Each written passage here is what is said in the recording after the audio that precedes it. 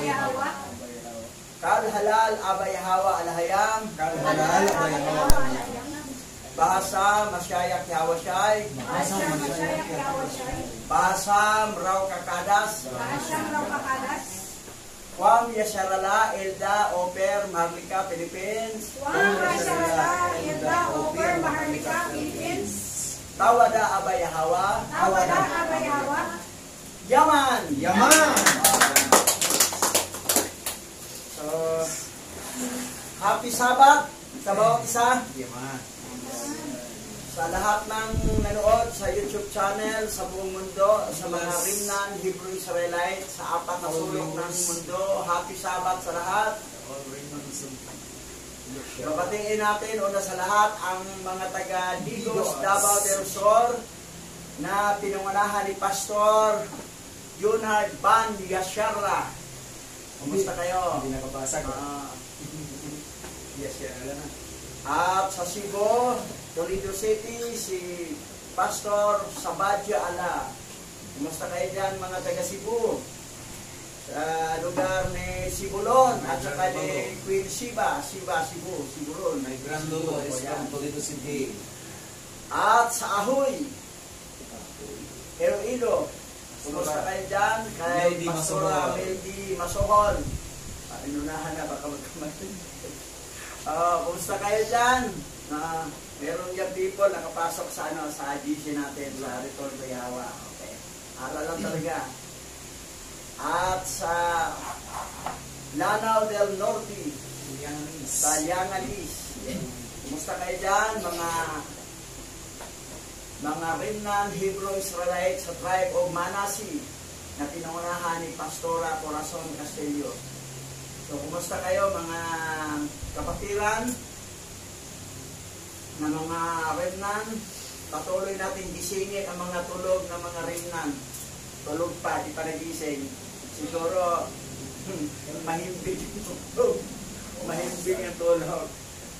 Patiin natin ang mga taga-ibang bansa ng mga tribe of Judah. Una kay Jeremiah Israel. So, how are you?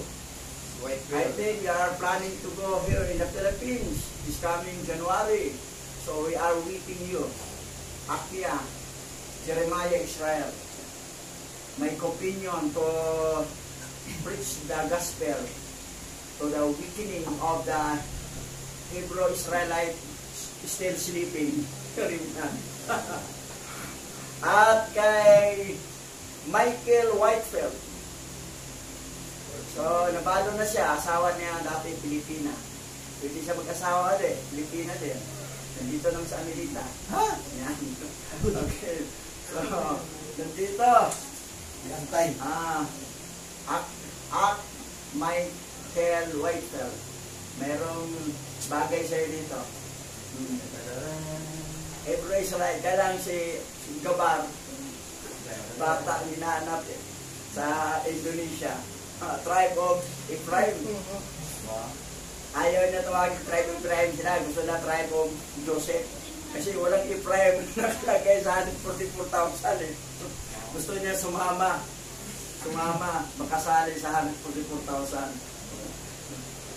Reincarnate ka ba? Sanggol ka bang pinatay? Herodes yung time na yon? During the time ni Masayat Yaosay na bibi pa siya. Marami hindi natarok yung itchin na yan. Hindi na ano. So, kay ano naman, kay G. Osia sa Africa. At sa isang bansa pa sa I think Mexico yata o siya. Yung mga Hebrew Israelite doon. Si Jeremiah Yasharala. Okay. How are you? Our brothers and sisters. Akia and Aqua. Barak Atam. Please, you bless us. So, sa mother, assembly, Caloocan, at sa mga daughter assembly sa Bulacan, sa Naputas, Malabon. So, binabati kayo mula sa Montalban, Rizal. Montalban, Rizal, na tinawag na ngayong Rodriguez Rizal. Ang apelyido yung manugan ko, Rodriguez. So, sa kanila tulog Rodriguez. Okay, diretso na tayo. Video hindi gano'n itong mahaba. Excellent to. So, learn about the Book of Jubilees, chapter 46 to 47. Still, malapit na, 3 chapter na lang kulang. Hanggang 50 ito. Isusunod na natin ang Book of Enoch. Book of Enoch. Tapos, pagkatapos sa chapter 1 yan, Book of Enoch 1, 2. May 3 pa. At, yung yung Maccabi, 4 yun. 1st, 2nd, 3rd, 4th na aklat. So, ang dami pa tayong pag-aralan. Actually, ito, ang dami na tinatutunan dito. Ang dami na nabulgar dyan. May matuklasan din kayo dito. Ang dami na nabulgar. Lalo na yung sa 48, chapter 48, susunod dito. Nako, dami tayong nalaman na hindi talaga pinasok to sa 66 book, gawa ng Vatican, kasi mabibisto yung tatay nila, si Mastima, o sa Hebrew, si Mastama.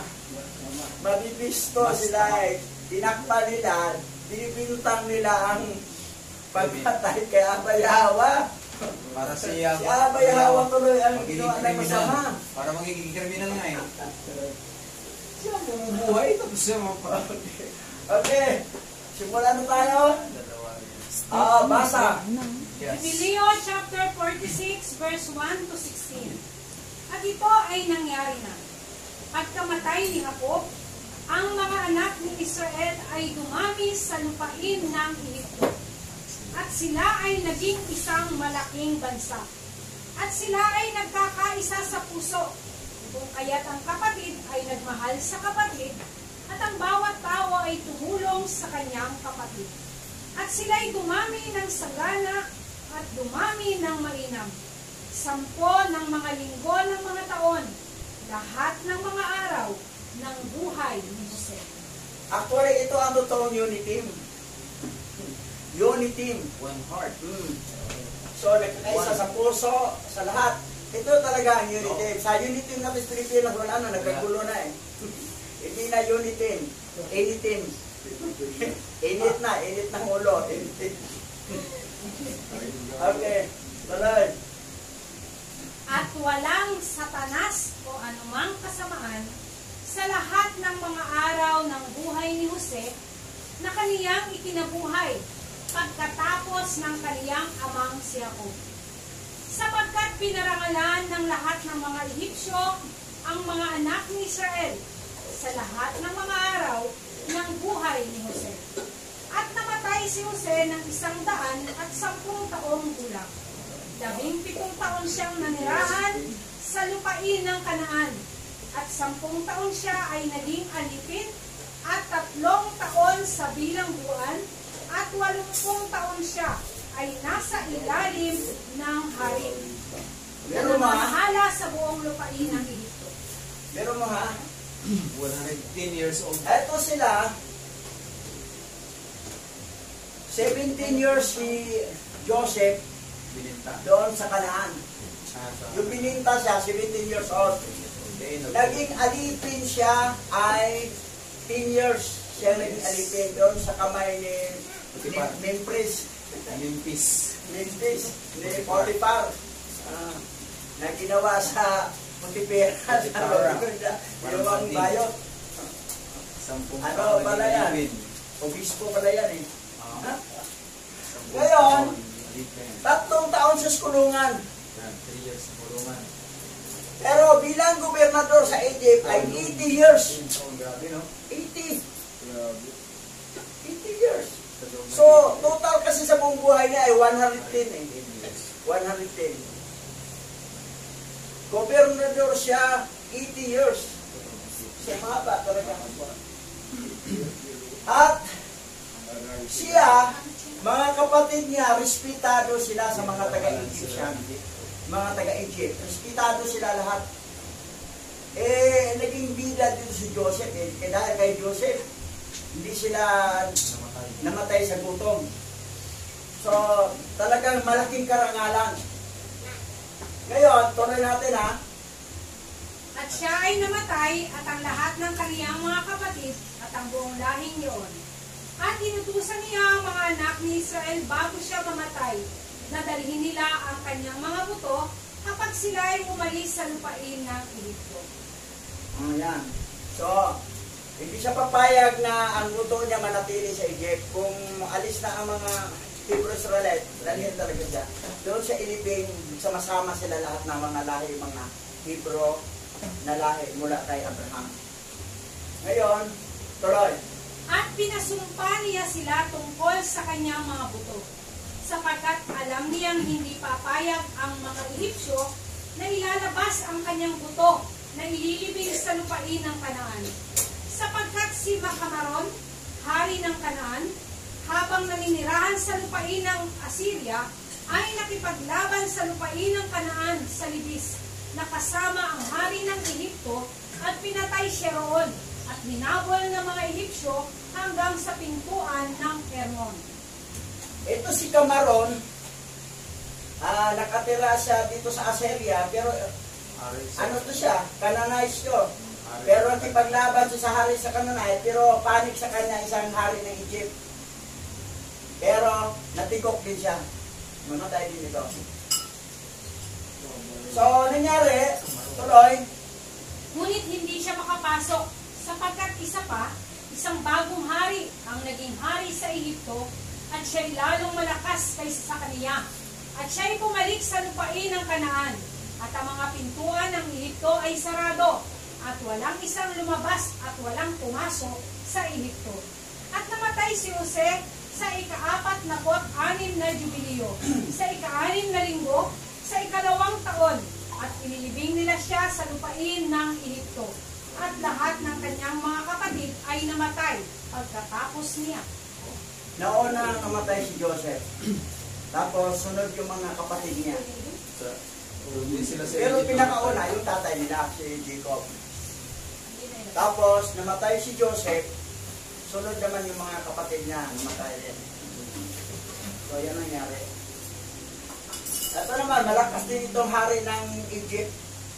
That's why yung hari ng Kanaan hindi nakapasok, balik. Pero ito si Kamaron, nakasabot sa Egypt, ay natigok.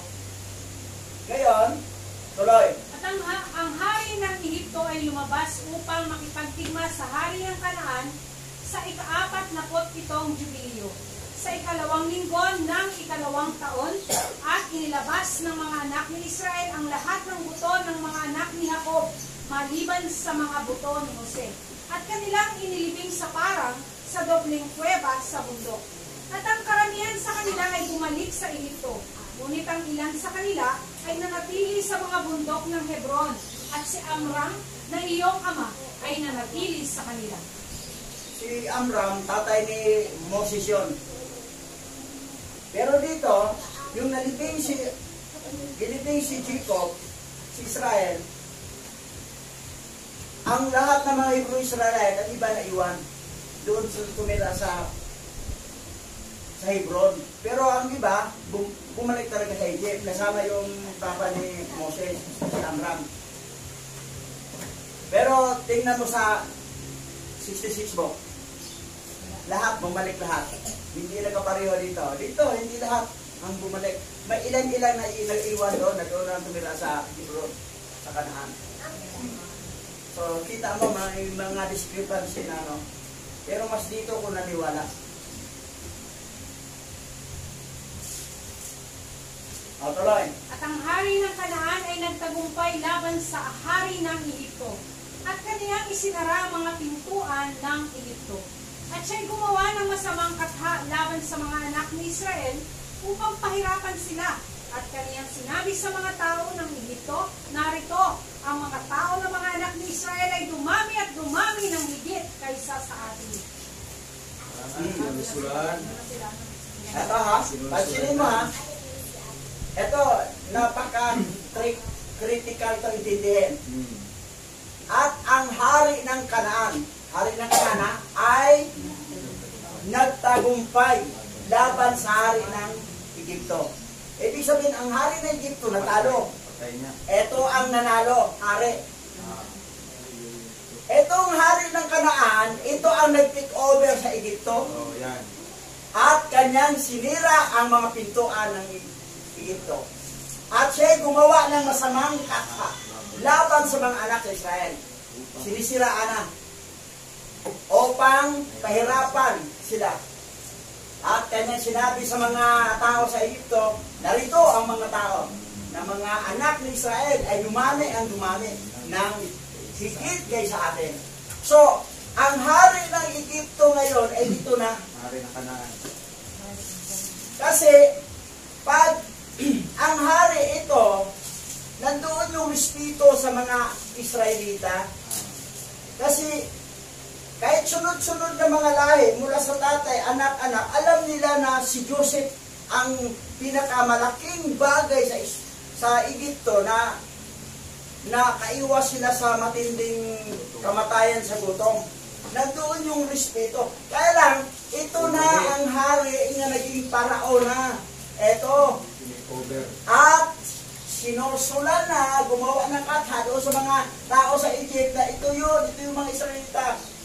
That's why na mga Israelita, inaapi na. Kasi iba ng hari, hindi na talaga hari na pero na haring parao na lahi na, ibang lahi na. Yun ang nangyari ngayon.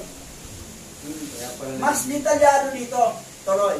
matindi. Halika at tayo ay gumawa ng matalinong plano para sa kanila bago sila maging napakarami. At ating pahirapan sila ng pagkalipin bago dumating sa atin ang digmaan at bago sila lumaban sa atin. Kung hindi, marahil, papaligpayan sila sa ating mga kaaway at aalis sila sa ating lupain. Sapagkat ang kanilang mga puso at mukha ay patungo sa lupain ng Kanaan. So, nabrinwas ang mga Egyptian sa ibang hari na.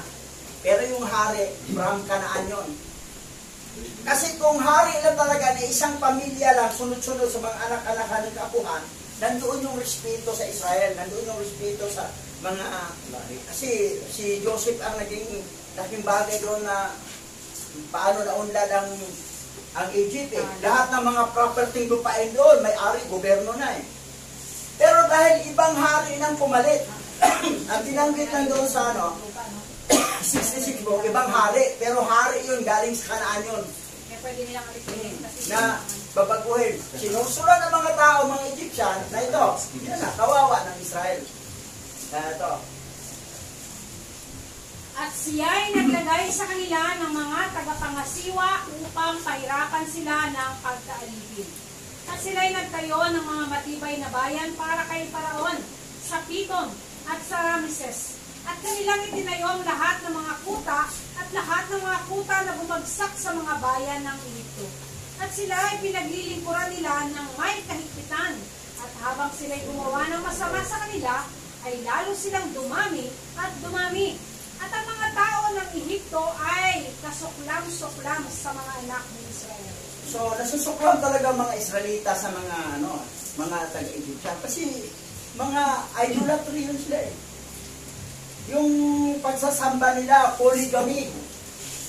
Maraming, nandoon si El, si Sios, si Kronos, si Aphrodite, lahat nandoon yung, marami silang, kinikilalang deity. Whereas ang Israel, isa lang talaga si Yahweh, Al-Hayam.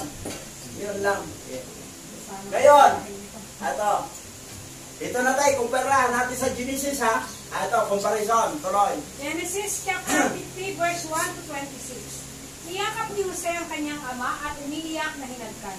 Pagkatapos, inutusan niya ang kanyang mga manggagamot na imbalsamuhin ang bangkay.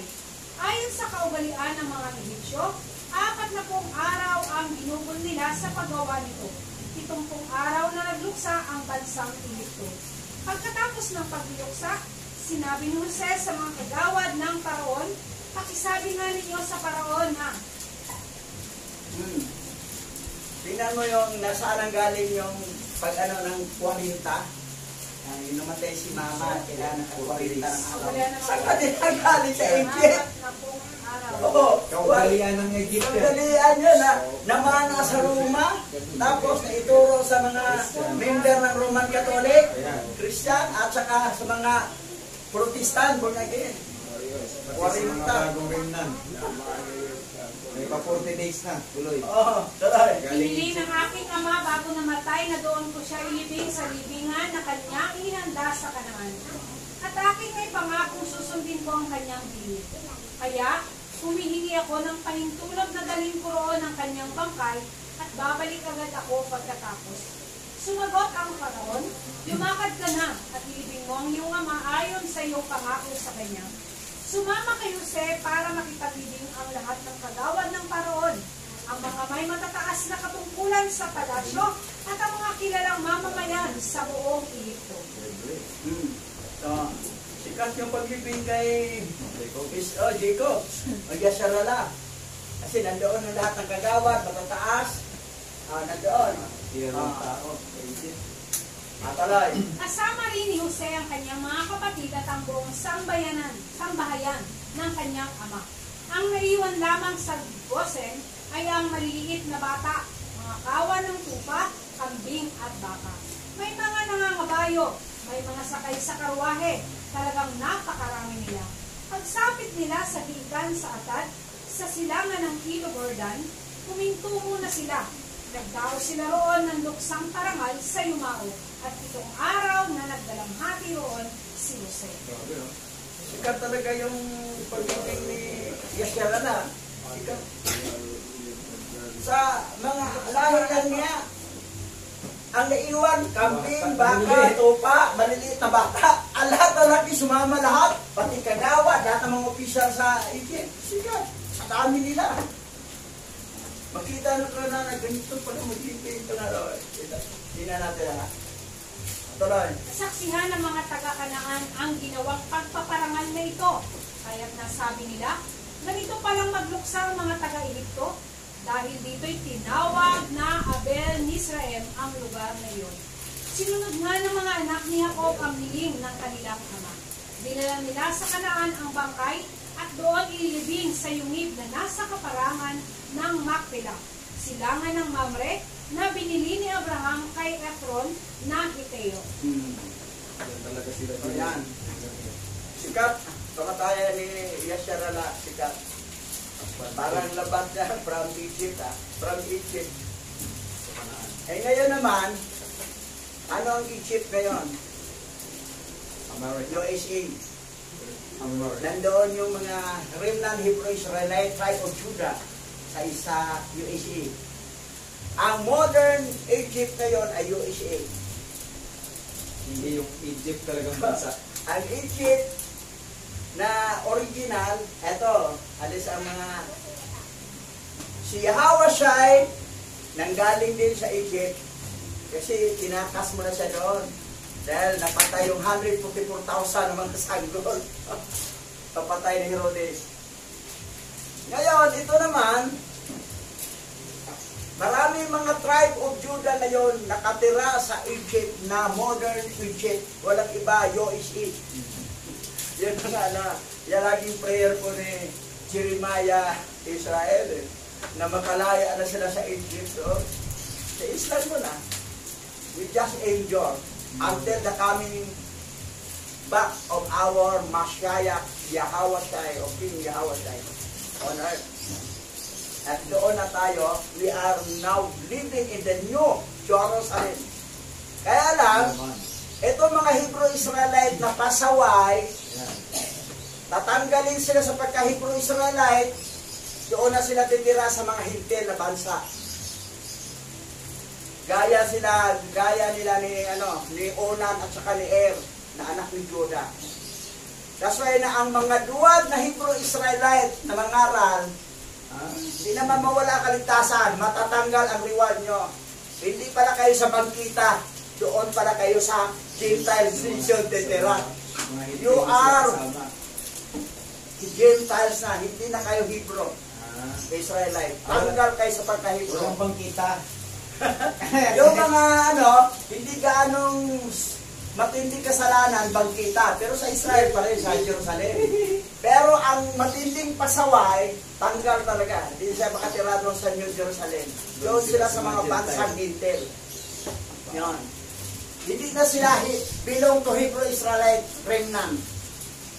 Belong sa mga Hintil. Yan. Dito natin nakuha, oh. Kung wala itong jubilee na basa natin, hindi natin nalaman. O, tuloy. Matapos silibing ang ama, si Jose nagbalik sa Ehipto, kasama ang kanyang mga kapatid at lahat ng kasama sa paglilibing. Mula nang mamatay ang kanilang ama, nag-alala na ang mga kapatid ni Jose. Sabi nila, paano kung galit pa sa atin si Jose at gantihan tayo sa kalupitang ginawa natin sa kanya? Nagpasugo sila kay Jose at ipinasabi ang ganito. Bago namatay ang ating ama, ipinagbili niya na sabihin ito sa iyo. Guilty, no? Guilty mga kapatid, eh. Oo. Guilty sila. Taray. Nakikiusap ako na patawarin mo na ang iyong mga kapatid sa ginawa nila sa iyo. Kaya naman ngayon, nagsusumamo kami sa iyo na patawarin mo kami mga lingkod ng alahayang ng iyong ama. Napaiyak si Jose nang marinig ito. Lumapit lahat ang kanyang mga kapatid at yumuko sa harapan niya. Kami mga alipin mo, wika nila. Ngunit sinabi ni Jose, huwag kayong matakot, maaari ko bang palitan ang alahayang? Ha? Yung kapatid ng 11, 10 pala 10, kasi hindi yung sumama si Benjamin doon, eh. Ito yung kinagalit nila. Pero ngayon, sabi na, lumapit lahat ang kanyang mga kapatid at yumuko sa harap niya. Yung sinabi niya na naginip nga, yumuko. At i-interpret ni Joseph na, kayo ay yumuko sa akin. Galit ka ba? Yumuko kami sa'yo? Nangyari nga.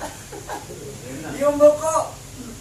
Tapos sabi niya, Kami mga oo, alipin. sabi niya, pagkikura ng alaya, sabi niya, huwag kayong mag-alala, huwag kayong mag-alala, huwag kayong matakot, maaari ko ba palitan ng alahayam? Kasi, gobernador siya sa Egypt, eh. Pangalawa siya ni King Pero, eh. Pero, wala sila magawa. Yumuko sila.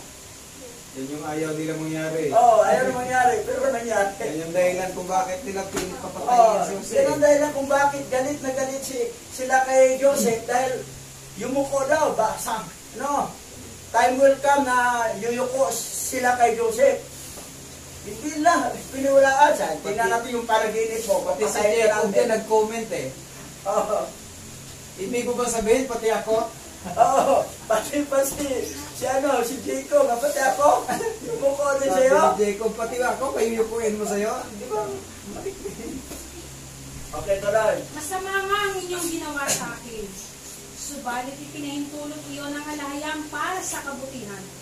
At dahil doon naligtas ang marami ngayon. Kaya, huwag na kayong mag-alala. Ako ang bahala sa inyo at sa inyong mga anak. Napanatag ang kanilang kalooban sa mga sinabing ito ni Jose. Nanatili nga si Jose sa Ehipto kasama ang kanyang mga kapatid. Umabot siya ng 110 taon bago namatay. Inabot pa siya ng mga apo ni Ephraim. Gayon din ng mga apo niya kay Makar na anak ni Manases. Ito si Maker, anak ni Manas ito. Ito yung lahi natin, no? Si Maker. Naabutan pa ng apo ni Maker. Apo sa tuhod niya yan, eh. Apo niya kay Oo. Makar. Ni Joseph. Apo ni Ephraim. Pero mga edad, 110. So, haba talagang tao nila ngayon. Pero, nakita mo, si Joseph talagang sadyang babae talaga. Sabi na, okay, mag-alala. Masama nga ang ginawa niyo sa akin. Pero, inalaw yun ni Abba Yahawa para maligtas ang marami. Dahil kung hindi siya makarating doon, kasi ang Joseph the Dreamer. Alam na yung panaginip na sa darating ng mga araw mangyari. Yung mga magician na doon na power na binili power ni Master Magic na nakakunaw. So, yun. So, yan. Tuloy. Sinabi niya sa kanyang mga kapatid, malapit na akong mamatay. Ngunit huwag kayong mag-alala. Ingatan kayo ng alahayam at ibabalik sa lupain ipinangako niya kina Abraham, Isaac at Jacob. Pagkatapos, ipinabili niya sa mga Israelita ang gagawin sa kanyang bangkay. Wika niya, isumpa ninyo sa akin na kapag ako'y nilabas na ng alahayam sa lupain ito, dadalhin ninyo ang aking mga buto. Namatay nga si Jose sa gulang na 110 taon. Siya ay inimbalsamo sa Ehipto at inilagay sa isang kabao. Yan. So, aros sa Panginoon lang sa Jubilee ng pagkamatay.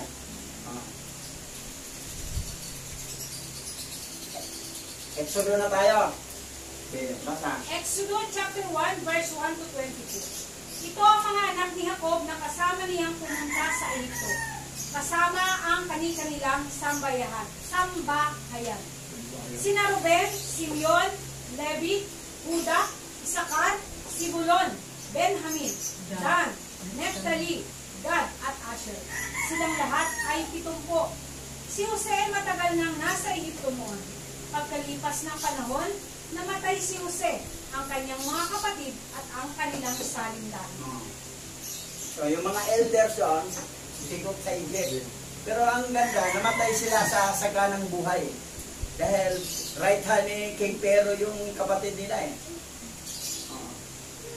Ngunit mabilis ang pagdami ng mga Israelita, kaya't sila'y naging makapangyarihan at halos na puno nila ang buong lupain.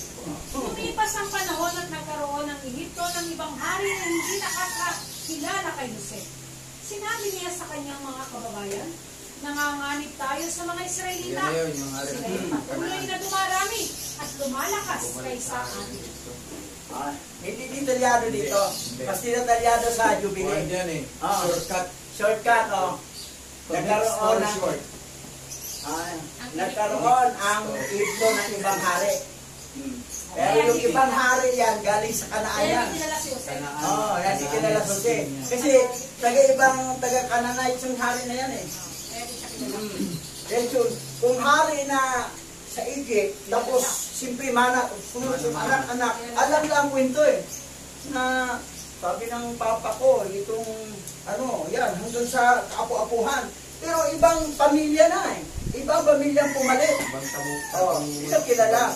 Yan ang nangyari. Detalyado sa Jubilee, dito shortcut lang. Tuloy. Kailangan gumawa tayo ng paraan upang mapigil ang kanilang pagdami. Baka salakayin tayo ng ating mga kaaway at kumampi pa sila sa mga ito at pagkatapos ay tumakas sa ating lupain. Kaya't naglagay sila ng mababagsik na tagapangasiwa upang pahirapan ang mga Israelita. Ipinagawa ng Paraon sa mga ito ang mga lungsod ng Piton at Rameses, mga lungsod na imbakan ng mga pagkain at kagamitan. So ang kwento dito, halos pareha na sila mapigilan yung pagdami nila. Kasi baka papanik pa to sa ating kaaway. O pareho sa ang story. Tuloy. Ngunit habang inaapi, ang mga ito ay lalo namang dumarami at naninirahan ang mga Israelita sa iba't ibang bayan. Kaya't sila'y kinatakutan ng mga Ehipsyo. Dahil dito, ang mga Israelita ay lalong walang awang. Pinahirapan ng mga Ehipsyo sa paggawa ng tisa at ng iba't ibang mabibigat na gawaing bukid. Isang araw, pinatawag ng Paraon sina Sepra at Puwa, ang mga kumadronang Hebreo at sinabihan ng ganito. Ito mga bilog. Tuloy. Sa pagpapaanak ninyo sa mga Hebrea, patayin ninyo kung lalaki ang sanggol, at hayaan ninyong mabuhay kung babae. Ngunit dahil sa takot nila sa alahayam, hindi sinunod ng mga kumadrona ang utos ng hari, hindi nila pinapatay ang mga sanggol na lalaki. Dahil dito ipinatawag sila ng hari at tinanong, bakit hindi ninyo pinapatay ang mga sanggol na lalaking isinilang ng mga Hebrea? Mangyari po, iba ang mga Hebrea sa mga Ehipsya. Madali po silang mga anak, kaya naisilang na ang sanggol pagdating namin sa Gutila. Kaya patuloy na dumami at lumakas sa mga Israelita. Ang mga kumadrona naman ay kinalugdan ng alahayam. Sila ay pinagkalooban niya ng mga sariling pamilya. Iniutos naman ng Paraon sa lahat ng kanyang nasasakupan na itapon sa ilog Nilo ang lahat ng lalaking isisilang ng mga Hebrea at hayaan namang mabuhay ang mga babae. So, yan ang pamaraan nila. Kasi hindi pa patay ng mga Hilot eh. Kaya sabi ng Hilot, pagdating namin ng anak ng Hebriel. Nilunod yun na sa kwan, Oo, ilog. nanganak na eh. Yung mga Egyptian nanganak. Tambugan naman sa ilog. Ito, nanganak na. Hindi namin mapatay. Ang ginawa ng hari, itong hari masama, Kanaan itself. ihulog natin sa ilog Malunod. para mamatay. Kung anong tinanim nila, nagtanim sila ng ihulog sa ilog, mamatay sa tubig. Ganon rin ang nangyari sa kanila. Yung bumukas ang tubig, napasok sila lahat, biglang bumalik ang tubig, patay din sila. Yun. Nasa sa 15 na yan. Kung anong tinanim, yun ang anihin. Ilan ang namatay? I-advance wala to, 1 million. Halos lahat. 1 million ang mga Egyptian namatay. Sinundan nila eh. Habang sinundan, sumunod sila agad. Habang yung anghel na kausap ni Moses nasa gitna, ibig ilaw, di sila makapasok habang tumakbo. Pagkatawidan nila lahat doon, biglang umalik sa anghel, pumasok na sila. Pagdating nila sa kalagitnaan ng dagat, gumanon sa tungkol si Moses, bumalik ang tubig, patay, para silang sanggol. Kung anong ginawa nila sa sanggol, pinatay nila, ganon, patay din sila sa tubig. Kung anong tanim, anong anihin. Yan. Nagtanim ka ng bangga, hindi naman pwedeng mag-ani ka ng bayabas. Manggang itanim mo, anihin mo, mangga din. Oo. Talay. Jubileo na tayo, 47. Jubileo chapter 47 verse 1 to 12. At sa ikapitong linggo, sa ikapitong taon, sa ika-47 Jubileo, ang iyong ninuno ay umalis mula sa lupain ng Kanaan. At ikaw ay sinilang sa ika-4 na linggo, sa ika-6 na taon nito, noong ika-48 Jubileo. At ito ang panahon ng kapigatian sa mga anak ng Israel. At si Paraon na hari ng Ehipto ay naglabas ng utos tungkol sa kanila na kanilang itapon sa ilog ang lahat ng mga anak na lalaki na ipinanganak at kanilang itinabukas sa loob ng 3 buwan mula sa araw na ikaw ay isinilang. Ayon kay Moises na Moses to Ito, kininto to ng angel doon. Dito sila kay Moses. Tamang sinetong sinalito eh. Na yan, tinago ka sa loob ng 3 buwan. Kasi batas ng hari, lahat ng lalaki, tabog sa sa Bisaya pa, tambok sa ilog, sa suba. Para mamatay. Kasi pag babae, okay lang. Pero pag lalaki, gusto kasi dumami nga sila eh. Natakot sila, halos puno ng buong Egypt eh. Puro mga Hebrew Israelite kung natira. So, eto, sorry. At itinago ka ng iyong ina. At siya'y gumawa ng isang kaban para sa iyo. At tinakpan ng alkitran at asfalto. At inilagay sa mga watawat sa pangpang ng ilog. At inilagay ka niya doon sa loob ng 7 araw. At ang iyong ina ay dumating sa gabi at pinasusuka. Sa araw ay si Miriam, ang iyong kapatid na babae, ay nag-ingat sa iyo mula sa mga ibon. At na mga araw na iyon, si Tarmot na anak ni Paraon ay naparoon upang maligo sa ilog. At kaniyang narinig ang iyong tinig na umiiyak. At kaniyang sinabi sa kaniyang mga alila na ilabas ka. At dinala kaniya sa kaniya. Okay. Ang nakalagay dito, kabana, nakalagay. yung mama ni Diyos, ni Moses, gumawa ang kaban. Ilagyan ng alkitran sa asfalto para hindi tatagos ang tubig. Tapos, ilagay doon sa pangpang ng ilog sa may mga watawat, siguro may mga plant doon sa Egypt. Kaya nangyari, pinadidi lang si Moses sa araw ng gabi. Kasi pag araw naman, pero sa araw naman, si Miriam naman ang nag-alaga. Kasi baka, kagatin ng langgam, yung mga ibon. So, nag-ingat para sa mula sa mga ibon. Kasi, siyempre, sa labas mga ibon, dami siguro. Magkita ng bata pa, tuwak ko yun. Yung matatangkad na ibon. Oo.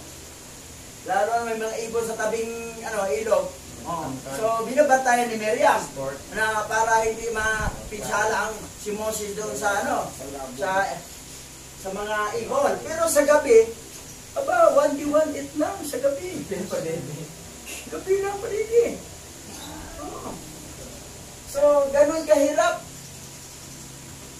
Ngayon, ito si Carlo, wala yan sa tuloy.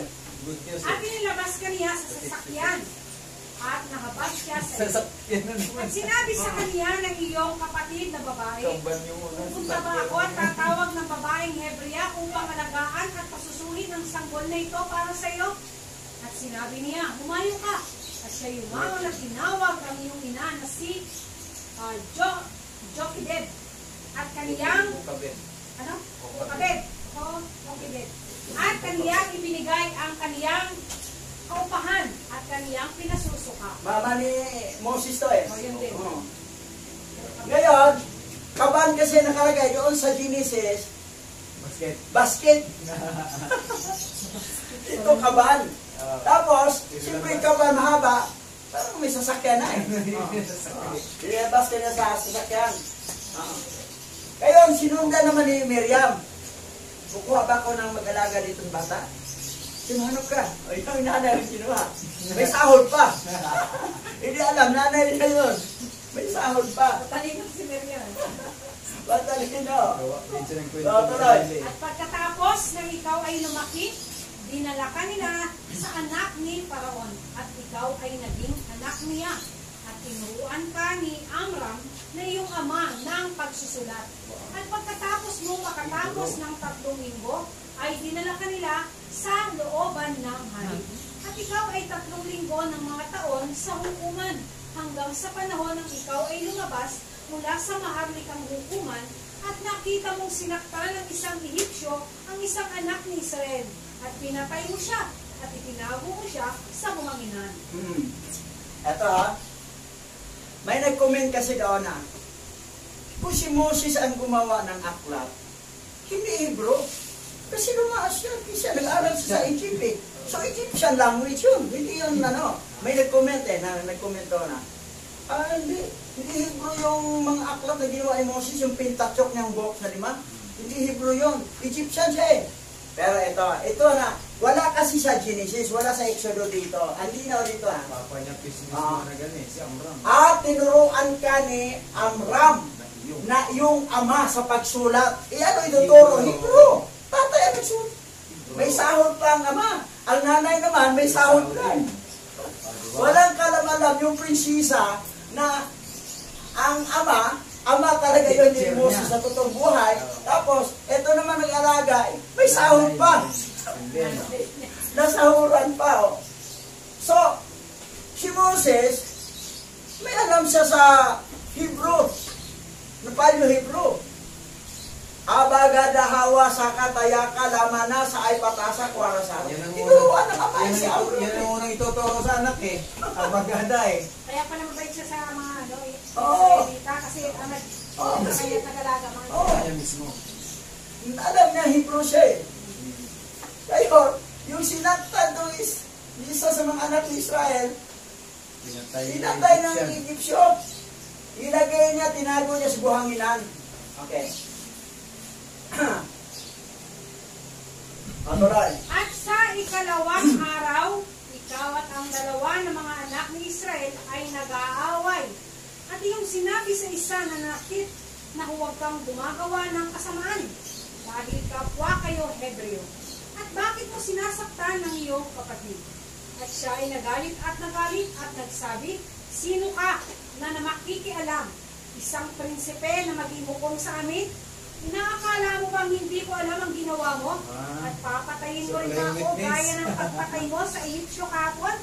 At ikaw ay natakot at tumakas dahil sa mga salitang ito. Siya pala yung naka-witness. May nakakita. Ito yung nanakit eh. Tapos nagalit pa na, sino ka? Prinsipe na maghukom sa amin? Alam ko yung ginawa mo eh. Pinatay mo kahapon sa Egyptyo. At tinago mo sa doon sa buhanginan. Gusto mo, patayin mo na rin ako? Sabi ni Moses, mayroon parang nakakita sa akin. Hindi ka tumakas. At ikaw Tumakas ay siya, takot. at ikaw ay natakot at tumakas dahil sa mga salitang ito. Witness ko lang. Exodo tayo. Comparison ha, Exodo, sige. Exodus chapter 2 verse 1 to 15. May mag-asawang buhat sa lipi ni Levi na nagkaanak ng isang lalaki. Napakaganda ng bata kaya 3 buwan ito itinago ng ina. Nang hindi na siya maaaring itago pa, kumuha ang kanyang ina ng isang basket na yari sa tangkay ng tambo at pinahiran ng alkitran upang hindi pasukin ng tubig. Pagkatapos, inilagay niya rito ang sanggol at inilagay sa talahiban sa may pampang ng ilog. So, ang nakalagay dito ay, yung basket dito. Basket. Kaban ang nakalagay doon. Pero ang ilagay doon Basket. ay pinahila ng alkitran. Pero doon, alkitran at saka asfalto. Yan ang alkitran yan, kulang. Tapos basket. So, pero yung gilagay ang sanggol doon sa pangpang ng ilaw, tama yun. Pero hindi lang detalye na may mga flag pala doon. Kung basket pa yan. Tuloy. Ang kapatid na babae naman ng sanggol ay tumayo sa di kalayuan upang tingnan kung ano ang mangyayari. Maliligo noon sa ilog ang anak na babae ng Paraon. Natanaw niya ang basket kaya ito'y ipinakuha niya sa isa sa kanyang mga katulong na naglalakad-lakad naman sa tabing ilog. Nang maiabot sa kanya ang basket, inalis niya ang takip nito at nakita ang batang umiiyak. Naawa siya at kanyang nasabi, ito'y anak ng isang Hebrea. So, makita mong story, halos kahawig lang doon sa kabila. Kaya lang, kaiba lang, basket lang dito eh. Tuloy. Ang kapatid naman ng bata ay lumapit sa prinsesa at kanyang sinabi, kung gusto po ninyo, ihahanap po kayo ng isang Hebreang mag-aalaga sa sanggol niya. Sige, ihanap mo ako, sagot ng prinsesa. Umalis ang batang babae at tinawag ang mismong ina ng bata. Nang dumating ito, sinabi ng prinsesa, alagaan mo ang sanggol na ito at uupahan kita. Kinuha ng ina ang sanggol at pinalagaan. Nang malaki na ang bata, dinala siya ng kanyang ina sa prinsesa at siya'y tinuring na anak nito. Sinabi niya, niahon ko siya sa tubig, kaya Moises ang ipapangalan ko sa kanya. So, ang prinsesa ang nagpangalan sa kanya na Moses.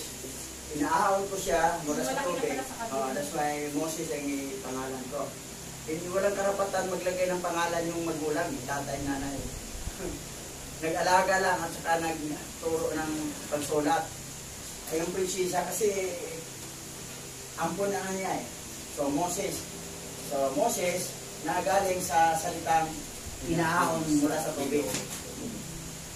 Tuloy. Nang binata na si Moises, dinalaw niya ang kanyang mga kababayan at nakita niya ang hirap na tinitiis ng mga ito dahil sa mabibigat na gawain.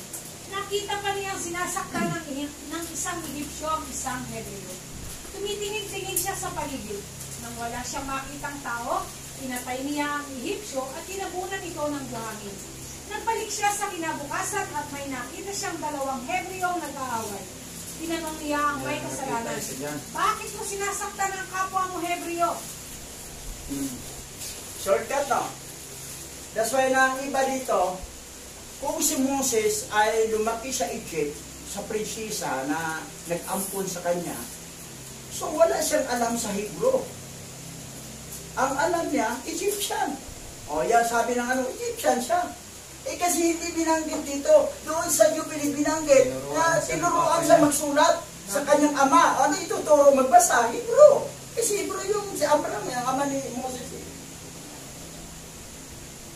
At saka plus karunungan pa sa Egypt. Iba yung tinuro sa kanyang ama at may nag-aral pa siya sa Egypt. Sa University of Egypt. Kompletong knowledge si Moses University of Egypt. Kasi may purpose. Kailangan kasi ang isang gagamitin ni Abba Yahweh, mayroon talagang alam. Hindi yung sabihin na walang alam. Kita ng Holy Spirit. Patay na. Si Pablo, abogado. Ginamit. Daming mga episyon. Si Lucas, doktor. Eh, tingnan mo ang ano. Wala ganong pinag-aralan. Ilang episo lang, isa lang. Si Pedro, dalawa lang. First and second Peter. Si Lucas. Si Marcos. Isa-isa lang sila. Pero yung may knowledge talaga na doktor o abogado, may ano. Si Moses, may alam eh. That's why siya ang ginamit. Tumatanggi pa nga siya eh, dito. So, may knowledge siya eh. Minsan, naalaala ko rin eh. Isingin ko rin yung akin, siya autobiography. Nag-asawa ako, 20 years old. Ang natapos ko, elementary lang. Hindi pa ako nag-graduate ng grade 5. Ako nag-graduate ng grade 5, ha? Asawa ko, tricycle driver ko sa Pagadian. May anak na kami. Isa. Cheryl. Isang araw, nag-drive ako, may pasahero ako. Doktor daw siya. Naging doktor siya dahil working student. Gabi lang siya mag-aral. Natapos na, Doctor of Medicine. Sabi niya, ano ba natapos mo? Sabi ko, sir, grade 5, pero hindi pa ako graduate sa grade 5. Sabi niya, mag-aral ka. Ibang marating mo pag may natapos ka. So, parang natanim sa utak ko yung sinabi niya eh. Kasi sabi niya, kung hindi ka mag-aral, habang buhay kang tricycle driver, tumanda ka, mamatay ka, tricycle driver ka lang. Sabi niya. Ako, kung hindi ako nag-aral, sabi ng doktor. Kasi sabi niya, doktor siya eh. Isang bisis ko lang pasahero yun. Pero yung sinabi niya, pumasok sa isip ko. Pagdating ng enrollment, nag-isip ko, paano ako mag-aral dito high school? Hindi pa ako tapos ng grade 5, tapos wala pang grade 6. Wala pa ko yung grade 6, wala pa ako nag-grade 6 eh. Naalaala ko yung manoy ko, Samuel. Mayroon siyang best friend na supervisor sa school. Pinuntahan ko, sir, kung mag-aral.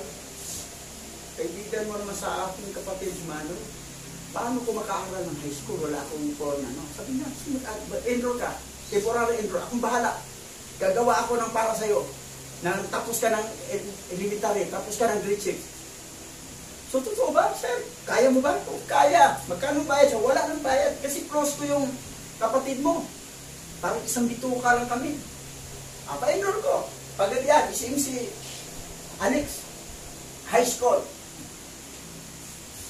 Tapos sabi ng teacher, ibigay mo na yung form, 137. Ginawa ko, sir, kailangan na raw. Ito na. Malaking grado pang binigay niya. Pasa ko to. To make the long story short, tapos kong high school, 5 taon kasi gabi na ako mag-aral eh. Pag college ko, 5 taon din sa college. Nakatapos ko, major in management. Commerce lang, kinuha ko. Major in management. Bakit management? Gusto ko sana accounting, kaya lang medyo sumimplang ako konti sa mathematics eh. To management. How to manage people. Pagkatapos naman, nag-operan ko mag-Bible school. Nag-Bible school ako. Ang maganda doon, tuwing gabi lang ang Bible school at saka pag Sabado, whole day. Whole day ang Sabado, gabi. Natapos ko rin. So na-ordain ako bilang assistant pastor. Isang araw doon sa Buanga, sabi na, punta ka Manila. Yun nasara ko, ito kasi yung panaginip eh. Sabi ko, totoo ba to? Bukas ko mayroong go. Hindi ko. Tapos, makasamba lang. Hindi naman yung go. 2 go. Makasamba pa rin. Bukas sa Bible dyan.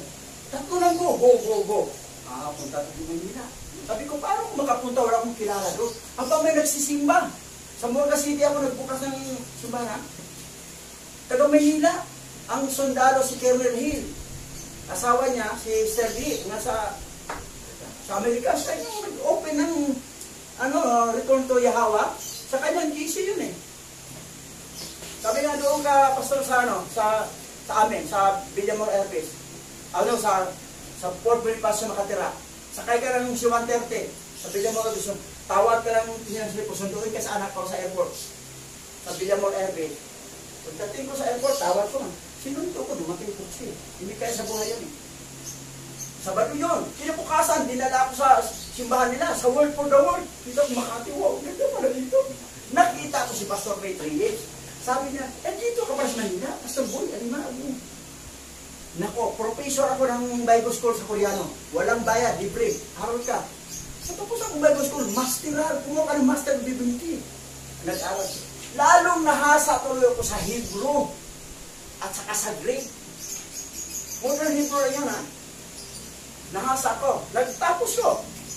Na-ordain ako bilang honorary doctor of divinity, ministry, at saka philosophy. At natapos ko rin ang yung isang Master of Divinity. Doon ko nahasa. Sabi ko, pero naisip ko na, bakit? Ganadong-ganado ko mag-aral ng Hebrew. Pati Greek. Pinagsabay ko nga sa isang semester eh. Sabi ng mga classmates, pinagsabay mo yung Hebrew Greek. Nahirap yan eh. Tingnan natin pumasa ka ba dyan. Alanong ganado ko mag-aral. Pagkatapos hapon, basa ko, aral. Huminto ko. Alas 5 na ng umaga.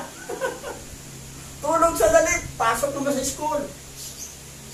Ngayon, preparatory pala, para pagdating nalaman ko ang tunay niyang pangalan, ang dali ko na natutunan sa Hebrew ng original Hebrew, Pali Hebrew. At ito na, mismo nga nakita ko mga Hebrew Israel sa Amerika, hindi marunong mag-Hebrew. Hindi marunong Hebrew. Sa atin kaya natin yung diba? Nakikita ko sa lahat ng buong mundo ng mga ring ng Hebrew Israel, hindi sila kaya ng nandoon pa rin yung mga Babylonian na mga gagamitin. Gagamit pa rin ng 1611 king yan. So nakikita ko, sabi ko, may preparasyon pa rin. Yun si Moses, ganun si Moses yung preparatory niya.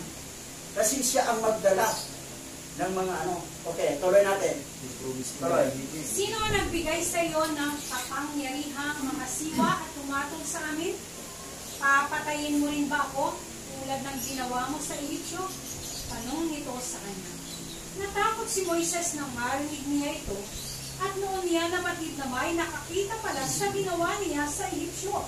Nakarating ang balita kay Faraon, kaya ibig niyang ipapatay si Moises.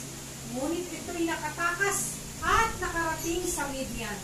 Pagdating sa Midian, naupo siya sa tabi ng isang balon. Pinapagod yung nauhaw yun. Sumubit sa nakaupo. Pero, graduate niya si Moses sa University of Egypt. Tapos, marunong sa Hebrew. Tinuruan ng kanyang ama si Amram. Tuloy. Dito.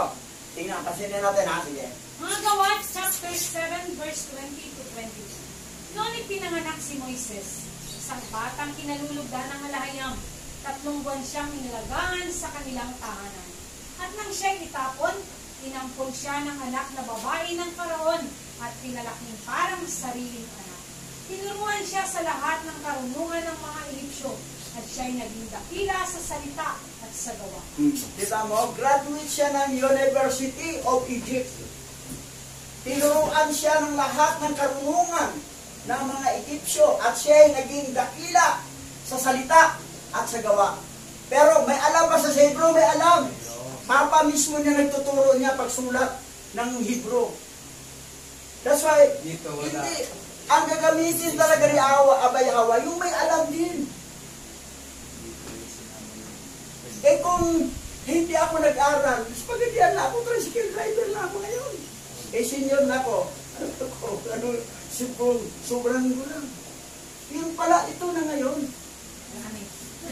May nakakita ba kang hilimnan Hebrew Israelite na magpo-post ng direkta sa Hebrew? Wala, diba? Wala, si Jeremiah Israel nga, gamit pa rin eh. Ito rin sa badya, magamit pa eh. Hindi lang maitis eh. Hindi nila panindigan yung ilang may tapang, may patakot, sakas kunin mo. Paano natin nalaman ang mga kalukuhan ng 66 book? Na mismo pinagbintangan pa si Abay Hawa, pero pala si Mastima pala, si Mastama pala ang papatay kay Moses. Hindi si Abay Hawa. Jubilee. Basta. Jubilees chapter 47 verse 9. At pagkatapos ng ikaw ay lumaki, dinala ka nila sa anak na babae ni Faraon. At ikaw ay naging anak niya. At tinuruan ka ni Amram na iyong ama na magsulat. At pagkatapos mo makatapos ng 3 linggo, ay dinala ka nila sa looban ng hari. So, tinuruan, marunong sa Hebrew si Moses. Tingnan mo naman to ha. Ang linggo lang sa nag-aaral ng abagada. Tingnan mo ha, Moses ha. Yun.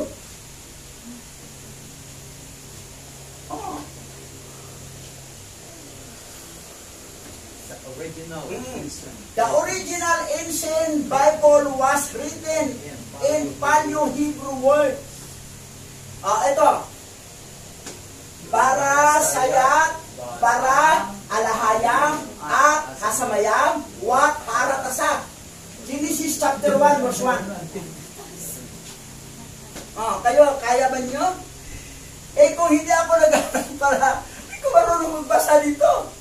Tricycle driver lang ako. Yun pala na positibo kung mag-aaral.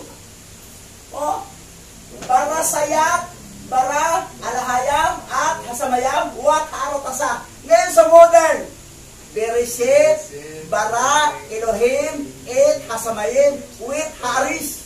Ayan, modern. May Bible ako. Kompleto, Old Testament, Hebrew.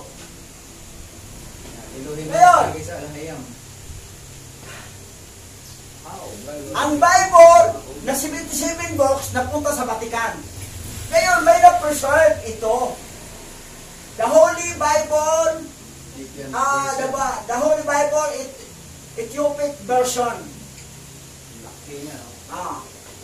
How is the Ethiopian Bible different from other Bible? Ito, Good News Bible, ito, American Standard, ito, Living Bible, iba-iba. 66 na ito lahat.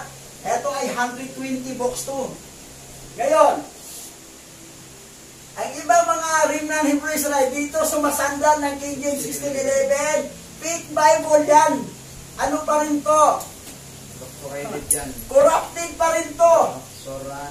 Corrupted pa rin. Pag dito kayo sumandal, kayo mga Hebrew Israelite, nationwide, dito kayo sumandal, wala pa rin. Doon sa Ethiopian tayo. Bakit? Ano ba sa Ethiopian? Ethiopian Bible is the oldest and most complete on earth. Sa Tagalog. Basa, Tagalog. Ang Ethiopian Biblia ang pinakamatanda at pinakakompleto sa lupa. Ito yung ginagamit natin. Ngayon, kayong mga, pero kung hindi kasi nyo naaral yung Aramaic, Hebrew at saka Paleo, pati modern, hirap talaga, hindi nyo magawa to. Tulad dito ha.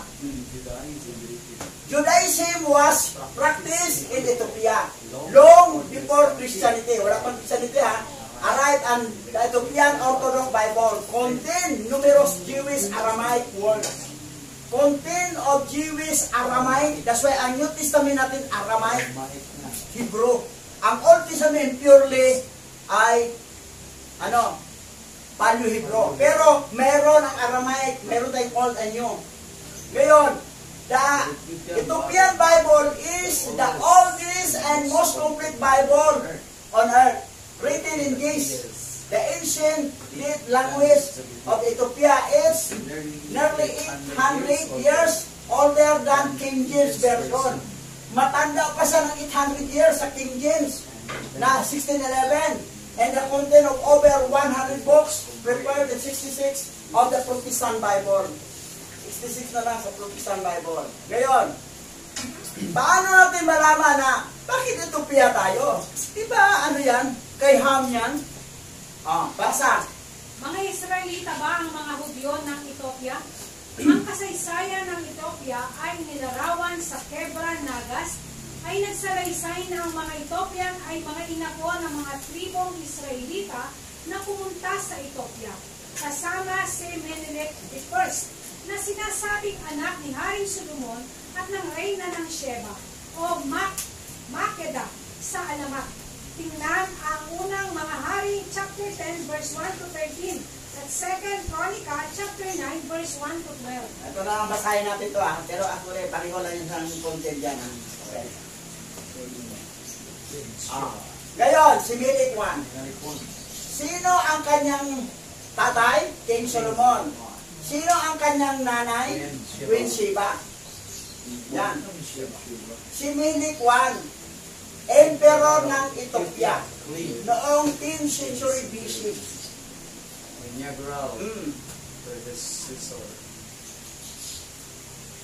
Basahin natin ang content. Basa. Unang mga hari, chapter 10, verse 1 to 13. Nabalitaan ng reyna ng Seba ang katanyagan ni Solomon. Kaya't nagsadya siya upang subukin ito sa pamagitan ng mahihirap na katanungan. Dumating siya sa Jerusalem na may kasamang maraming alalay at may dalang maraming kayamanan. Mga kamelyo na may kagang iba't ibang uri ng pabango, napakaraming ginto at batong hiyas. At nang makaharap na siya ni Solomon, sinabi niya ang kanyang tatay. Si Queen Sheba, saan galing yan? Daming ginto dala, pabango pa. Naalakan siya ni King Solomon. Si Melik, Emperor na Ethiopia ang anak nila. Okay. Basa, tuloy. Sinagot naman ni Solomon ang lahat ng kanyang tanong at wala ni isa mang hindi nito na ipaliwanag. Humanga ang reyna sa karunungan ni Solomon sa palasyong ipinagawa nito. Napansin niya ang pagkain sa hapag ng hari, ang mga tirahan ng kanyang mga opisyal at ang kaayusan ng kanyang mga tauhan. Napansin din niya ang kanyang kasuotan, ang mga tagadulot niya ng inumin, ang handog na iniaalay niya sa templo. Hangang-hanga ang reyna sa kanyang nakita. Well arranged lahat ang mga lalagyan, hindi nagkalanrakas na parang computer na mga damit na parang hindi marunong mag-ayos sa bahay. Kita mo yon, King Solomon, leadership ni King Solomon, hanga si Queen Sheba. Patuloy. Kaya't sinabi niya sa hari, totoo nga palang lahat ang narinig ko tungkol sa inyo at sa inyong karunungan. Hindi ko mapaniwalaan ang mga sinasabi nila sa akin tungkol sa inyo. Ngunit ngayong nakita ko na ang lahat, napatunayan kung wala pa pala sa kalahati ang ibinalita nila sa akin, sapagkat ang inyong karunungan ay talagang higit kaysa ibinalita nila. Napakapalad ng inyong mga asawa, sa palad ang inyong mga tauhan, sapagkat lagi nilang naririnig ang inyong karunungan. Napakapalad ang iyong mga asawa. Tama na rin ako. Wala ka di pa niya asawa nun. Sabi niya, narinig niya balita sa karunungan ni Solomon, pero hindi siya naniwala. Pero yung nalaman niya, wala pa sa kalahati. Ang alam niya, grabe palang talino talaga ni Solomon. Mapalad ang iyong mga asawa. Yan pala, nanakat siya. Ano pa kayo na matalino, may kaayusan? Tuloy. Purihin si Hawa, ang inyong alahayam, na nagpala sa inyo at naglagay sa inyo sa trono ng Israel. Dahil sa walang katapusang pag-ibig ni Hawa sa Israel, ginawa niya kayong hari upang mamahala dito at magpairal ng katarungan. At ang hari binigyan niya ng halos 4,200 kilong ginto at napakaraming pabango at batong hiyas. Kailan may hindi natumbasan sa dami ang pabangong iyon na bigay ng reyna ng Seba kay Haring Solomon. Baka nadala pa sa Vatican yun. Tuloy. At dito ang mga barko ni Hiram na nagdadala ng ginto buhat sa Ophir ay may dala ring mga batong hiyas at napakaraming kahoy na album. Ito ang kahoy na ginamit sa mga upuan sa templo at sa mga palasyo ng hari at sa mga lira at alpa ng mga manunugtong. Wala na muling dumating o nakita pang kahoy na tulad nito mula noon hanggang ngayon. Binigay naman ni Haring Solomon sa reyna ng Seba ang bawat magustuhan nito, ang lahat niyang hinihingi, bukod pa sa kanyang kusang ipinagkaloob sa reyna. Pagkatapos nito'y umuwi ng reyna, pati ang kanyang mga alalay sa lupain ng Seba. Ano yung binigay?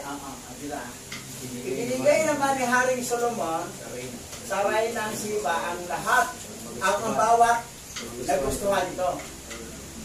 Ang lahat niya hiningi. Kasama ang sarili niya. Bukod pa sa kanyang kusang pinagkaloob sa Reyna. Pagkatapos nito, umuwi na ang Reyna, pati ang kanyang mga alalay sa lupain ng Sheba. Sa Cebu. Saan? Lupain ng Sheba. Sa Cebu. Cebu. Sheba, Cebu. Cebu. Doon din napunta si Sibulon. Si Cebu. Minuno mo. Si Cebu. So, ngayon, Sa Cebu. ang mga ginto, kilala sa Oper, kapatid niya. Sa Oper. Ngayon, eto. Reyna Sheba ng Cebu. Oper ay Pilipinas. O yan. Yan. Ang Yan si katutubong. Queen Sheba. Ang katutubong kulay, hindi puti. Ah, Cebu. Sheba. Katutubong kulay ay Ah, brown. awit na tayo. Ayan, brown. Ayaw niyang maging alayam si Alayam. Inyong alayam. Oo. Kasi iba eh. Kasi nga sila ay mga anito dati pinaniniwalaan. Baybayin ang salita ni Queen Sheba eh. Baybayin. Inyong alahayam. Ibig sabihin, Hindi siya kasama. Hindi niya sinama yung So, mga kanyang sarili. kasi ang sa kanila kasi bathala. Si Bathala. Si bathala. Inyong alahayam kasi sa kanila bathala eh. Pero kasi sa Book of Jubilee, malinaw na ang Hebrew, mula kay Heber lang, nanatiling original language, mula kay Aramaica.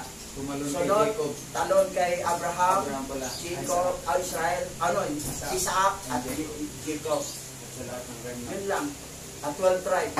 Yun lang Hebrew. Anak ni Abraham, kay Ketura at kay Hagar, Arabo sila. Anak ni Heber, nagsalita Hebrew, siya nag-isa. Si Pilig, anong salita? Aram niya. Si Joktan, Baybayin. Magkaiba lang.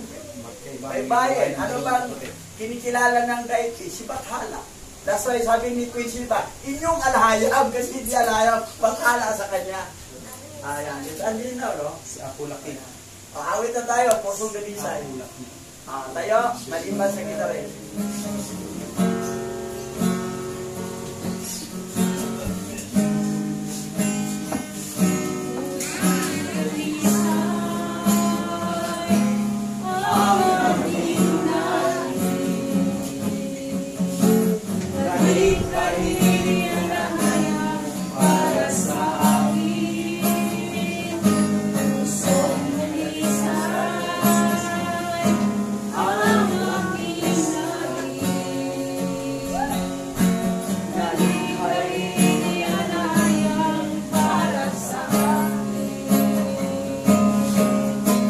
Isang pusong tapat na sa'yo'y nagmamahal. Isang pusong sa'yo'y walang alinlangan. Isang pusong tinitibok na ika'y parang nanan. Hanap ko'y pagpupuli sa'yo.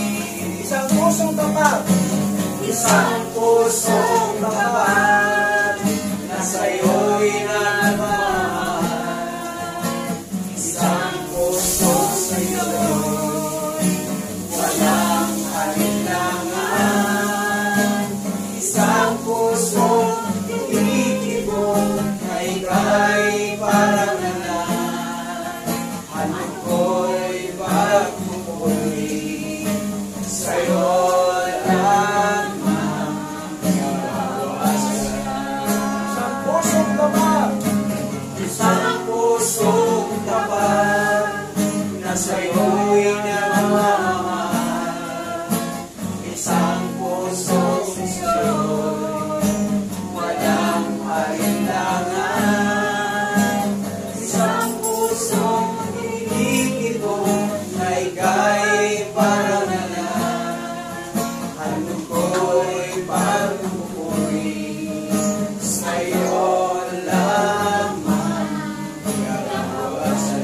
ko'y pagpupuri. Ano ko'y pagpupuri sa'yo lamang.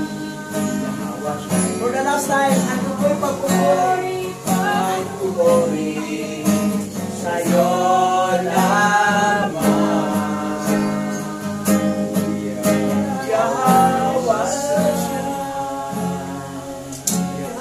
Yahweh, I will trust you. I miss you. purihin ka, Aba Yahweh, bangsa masayang Yahweh siya, basang raw kakadan. Salamat po, Aba Yahweh, marami po kami natutunan sa aklat ng Tobit. Salamat, patuloy mo kaming tuturuan, ano pang malalaman namin ayon sa iyong kalooban. So tayo po'y manalangin, tubilin kay Pastor Rizal. Let's pray. Aba Yahweh, sambahin ang iyong dakilang pangalan at mahayag ka sa panahong ito sa lahat ng mga remnant ng Israel na nagkalat sa apat na sulok ng daigdig. O aming Yahweh, ang banal mong pangalan ay makilala sa bansang ito na aming kinaroroonan. Inyo pong patuloy na ganapin mangyari ang propesya sa aklat ni Joel na inyong ilalagay sa puso at isip ng lahat ng remnant ang inyong salita at magbabalong ang banal na Espiritu sa kanila upang sila'y mamulat at makilala ka, ang nag-iisang alahayam ng Israel, ang tunay na may likha ng langit at lupa na pinalitan ng mga fallen angel sa 66 na aklat at maging sa 80 books ng King James Version. Aming Yahweh, sa lahat ng makakarinig ng iyong banal na pangalan, maunawaan nilang sila ay iyong mga anak at iyong mga pinili. O aming Yahweh, sa oras na ito, humihingi kami ng kapatawaran sa lahat ng aming mga pagkakapula at pagkakasala. Ang lahat ng aming mga nararamdaman, nararanasan sa buhay. Kung may mali, Aba Yahweh, dalangin namin ang iyong kahabagan, abutin ang aming mga kakulangan. Pagpalain kami habang kami humaharap sa pagtaas ng bilihin sa aming paligid, sa pagtaas ng iba't ibang klase ng mga pagsubok at krimen. Personalidad namin, Aba Yahweh, ay nakakaramdam ng iba't ibang klase ng karamdaman sa pagharap namin sa problema ng aming lipunan. Aming Yahweh, aming dakilang may likha, ang pinagmula ng aming buhay. Alam namin ito ay hindi magtatapos hanggat dumating ang oras ng pagbabalik ng aming nag-iisang dakilang hari. Ang Yahweh siya na ipinanganak sa lugar ng Bethlehem sa lahi ni Juda, ang tagapagligtas na iyong ipinangako nang ikay nakipag-usap kay Adan. Aming Yahweh, ikaw ang Yahweh siya na dumating, na aming pag-asa at muli ay darating upang hatulan ang sanglibutan ayon sa iyong kakabagan. Pagpalain mo kami at patuloy na maranasan ang iyong pagkilos mula sa amin at sa aming mga pamilya. Aba Yahweh, muli tadhangin namin ang pag-unat ng iyong pagpanang kamay na maranasan namin ang iyong kalinga at kaabahan. Pagpalain mo kami sa pamamagitan ng nag-iisang dakilang hari, ang prinsipe ng kalulatian, ang maghahari sa amin sa walang hanggang panahon. Si Yahweh siya'y ang ipinitin sa punong kahoy at ang kanyang dugoy naging dahilan ng paglilinis ng aming mga kasalanan. Ang siyang aming hinihintay. Ikaw na siyang patuloy na naglagay sa amin ayon sa iyong pagkapili. Yahweh na aming alahayam. Pinupuri ka namin, sinasamba ka namin, itinataas ka namin at pinararangalan sa umagang ito.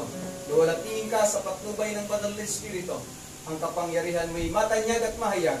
Purihin ka sa pangalan ni Masaya at Yahweh. Amen.